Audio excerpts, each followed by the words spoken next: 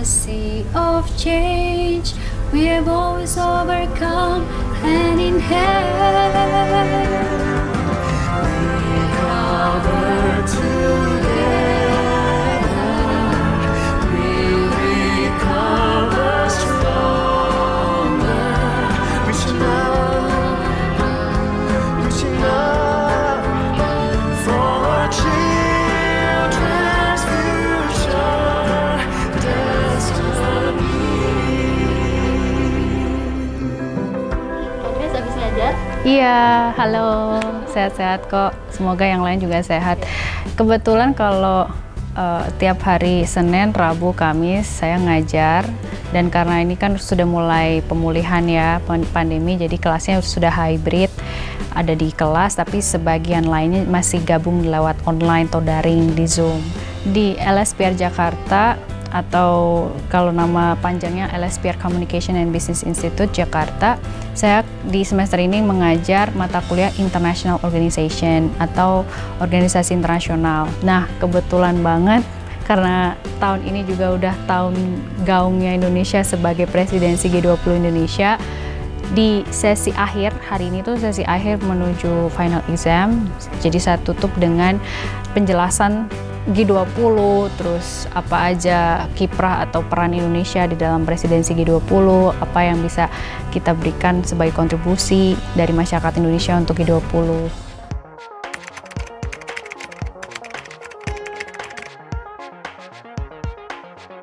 U20 sendiri mulai berdirinya memang di tahun itu 2010.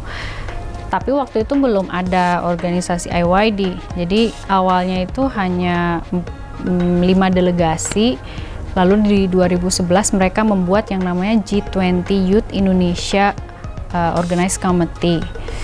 Nah, organisasi inilah yang akhirnya secara rutin menyeleksi delegasi-delegasi pemuda ya, untuk Y20.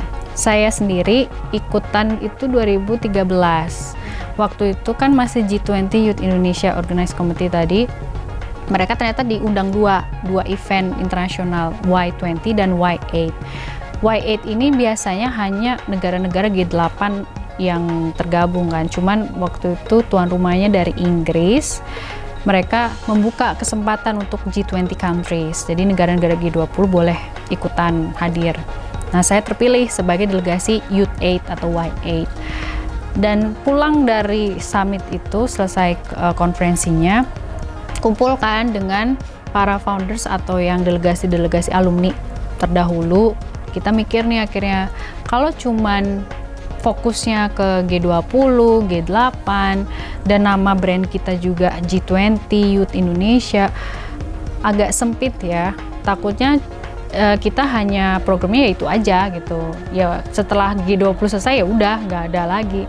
Akhirnya beberapa dari teman-teman kami berpikir ini harus ada ekspansi, harus ada kayak semacam jejaring yang lebih luas, terutama merangkul anak-anak muda yang ingin berkontribusi atau terekspos secara global. Akhirnya kami membuatlah inisiatif, nama rebrandingnya sebagai IYD atau Indonesian Youth Diplomacy, dengan visi besarnya adalah mengekspos, memberdayakan suara-suara anak muda dari nasional maupun ke global. Dengan rebranding itu, program yang kita buka juga nggak cuma seleksi. Seleksi itu memang jadi program unggulan ya, seleksi delegasi tiap tahun dikirim ke luar negeri untuk G20 Y20 Summit. Terus juga ada workshop. Jadi workshopnya ini kayak memberdayakan anak muda lewat diplomasi, kelas-kelas negosiasi.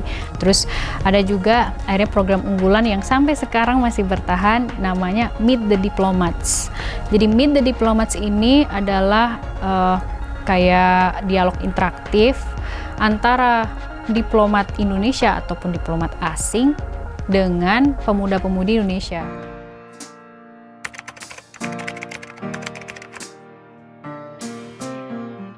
Bisa dibilang alasan utama kenapa Indonesian Youth Diplomacy itu masih bisa konsisten gitu di G20, karena adanya komunikasi, komitmen yang panjang. Jadi komitmen dan komunikasi yang konsisten yang panjang dengan Sherpa G20 atau dengan Kemenko Perekonomian. Jadi sejak IYD berdiri di tahun 2013 sampai sekarang, hubungan komunikasinya terjalin baik, dan itulah alasan utama kenapa IYD pun masih dipercaya, masih dipilih sebagai penyelenggara KTT Y20.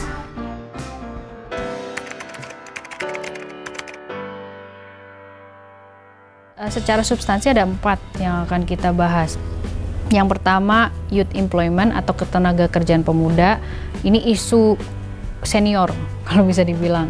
Bahkan di dalam IYD pun juga sering kita bahas tentang misalnya angka pengangguran atau startup, atau misalnya berapa banyak yang wirausaha, kelompok-kelompok workshop wirausaha misalnya.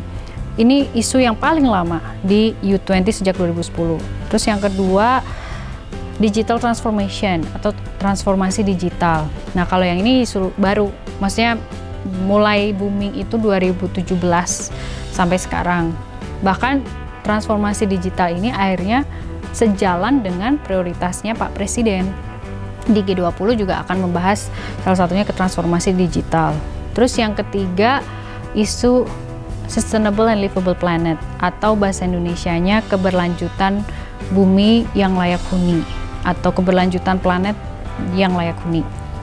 Dan ini artinya isunya nggak cuma perubahan iklim ya, tapi kami akan mengangkat bagaimana ekonomi sirkular dari entah itu maritim, ekonomi di kelautan maupun yang secara daratan atau lingkungan lain, itu jadi salah satunya, termasuk SDGs Goal 12, Sustainable Consumption and Production. Sama juga tentang bagaimana mengamankan atau melindungi keanekaragaman hayati dan sumber daya alam lain. Jadi kan kita harus bisa mempromosikan bahwa terlepas adanya deforestasi, ada banyak bencana iklim, tapi sebenarnya tidak bisa dipungkiri bahwa fakta yang ada, Indonesia itu salah satu pemilik hutan tropis terbesar di dunia selain Brasil dan Kongo.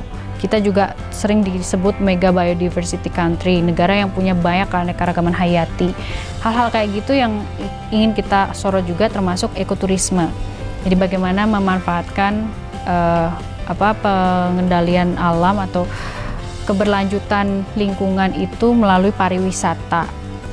Dan yang keempat, ini isu yang unik, yang bisa dibilang warisan barunya Y20 adalah diversity and inclusion atau keberagaman dan inklusi.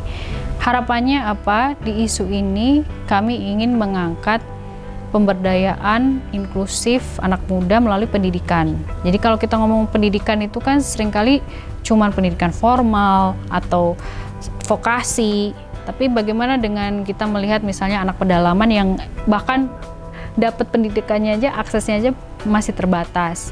Belum lagi kelompok disabilitas, difabel, atau kelompok adat yang masih mempercayai atau mereka mungkin menganggap ya adat istiadat mereka lebih penting daripada misalnya intelektual atau kajian-kajian di akademik misalnya.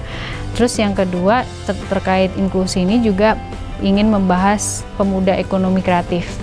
Jadi gimana para pekerja seni muda atau bahkan mereka yang kreatif untuk menggaungkan semangat Bhinneka Tunggal Ika, nilai-nilai gotong royong yang sudah terangkum di Pancasila, sehingga nanti dari Kemenparekraf maupun Kemendikbudristek itu jadi mitra kami juga untuk menggaungkan semangat ini semua, bahwa sudah saatnya nih tuan rumah Indonesia, kita punya banyak keragaman budaya dan nilai-nilai yang luhur yang luar biasa, Pancasila, Bhinneka Tunggal Ika, gotong royong itu yang mau kita dorong bareng-bareng dengan teman-teman kelompok masyarakat lain juga ya, nggak cuma di pemuda, tapi dengan misalkan di G20 sendiri atau bahkan kelompok perempuan, kelompok masyarakat sipil. Jadi itu harapannya.